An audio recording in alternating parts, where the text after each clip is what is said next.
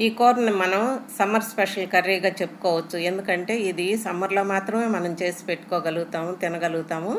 ఎవరైనా గెస్టులు వచ్చినా మనం నాన్ వెజ్ జోలికెళ్ళకుండా సమ్మర్‌లో ఈ కర్రీ కనుక చేసి పెట్టామంటే దీనంత మంచి ప్రత్యేకమైన కూర ఇంకేది ఉండదనమాట. అంత టేస్టీగా ఉంటుంది.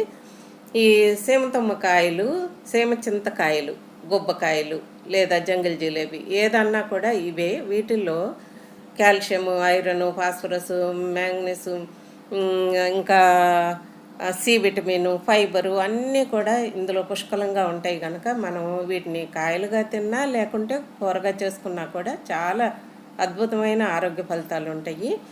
వీటిని కూరగా చేసుకోవాలంటే ఈ పప్పుల్లో నుండి ముందు ఈ నల్ల గింజల్ని తీసేసి ఈ పప్పుల్ని శుభ్రంగా కడిగి ఇక ఈ 4 గుప్పిళ్ళు ఉన్నాయంటే ఒక 2 గుప్పిళ్ళు ఉల్లిపాయలాగా లెక్క పెట్టుకొని మనం వేసుకుంటే కూర అద్భుతమైన టేస్ట్ వస్తుంది. ఇక కూరకు కావాల్సినవి అన్నీ రెడీ చేసుకుని మూకుడు పెట్టి మూకుడు వేడెక్కిన తర్వాత మనకు కాస్తంత నూనె పడుతుంది. మరీ చిటికెడు వేసుకుంటే కూర రుచి రాదు. ఎందుకంటే వగరకాయలు కనుక నూనె వేగిన తర్వాత తాలింపు గింజలు అన్నీ వేసుకొని ఇంకా దీంట్లో ఉల్లిపాయ మనం తరిగి పెట్టుకున్న ఉల్లిపాయను కూడా వేసి వేగనిచ్చి ఒక టమాటాని పేస్ట్ చేసి హైబ్రిడ్ది కనుక పేస్ట్ చేసేసుకుంటేనే తొందరగా ఉడుకుతుంది. ఇంకా ఇది కొంచెం ఉడికిన తర్వాత మనం కడిగి పెట్టుకున్న పప్పులన్నీ కూడా ఇందులో వేసేసి కొద్దిగా పసుపు, ఉప్పు కారం వీటితో పాటు అల్లం వెల్లుల్లిపాయ పేస్టు ఇది ఒక స్పూన్ వేసుకొని ఉప్పు ఒక స్పూనున్నర, కారం ఒక స్పూనున్నర, ఇవి రెండు కూడా ఇట్లా పడకపోతే దీంట్లో వగరుకి మనకి కూర టేస్ట్ రాదు. అందుకని కొంచెం ఉప్పు, కారం, నూనె పడితేనే బాగుంటుంది మనకి రొయ్యల కూర, పుట్టపప్పుల కూర వండుకున్నట్టుగా.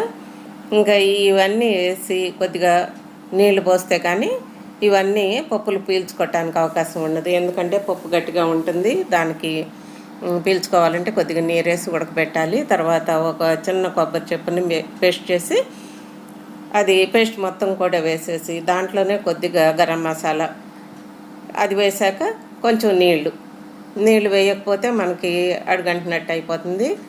ఇప్పుడు దీన్ని కలిపేసి మూత పెట్టి కాసేపు ఉడకనిస్తే కమ్మటి వాసన వచ్చేస్తుంది మనకి. ఉడికిన తర్వాత చాలా టేస్టీగా ఉంటుంది. మనం మధ్య మధ్యలో తెప్పి చూసుకుంటా ఉంటే ఇట్లా చిక్కదనం వచ్చిన తర్వాత ఇక మనం స్టవ్ కట్టేసుకోవచ్చు. ఇంకా దీన్ని చూస్తే మాత్రం రొయ్యల కూర ఇది లేకపోతే పుట్టకొక్కుల కూర అనేది అనిపిస్తుంది, కానీ సీమ చింతకాయల కూర అని ఎవరు అంత తొందరగా ఐడెంటిఫై చేయలేరు.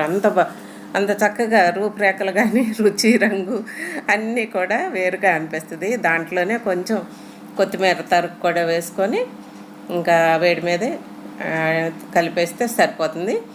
ఇంకా ఇది అసలు చూస్తుంటేనే నోరు ఊరుతుంది, తినాలనిపిస్తుంది, అంత బాగుంది. ఇంకా దీన్ని ఇక 2 పూటలకు వస్తుంది అనుకుంటే ముందే ఒక గిన్నెలోకి వేరేగా తీసి పెట్టుకుంటే కానీ బాగోదు.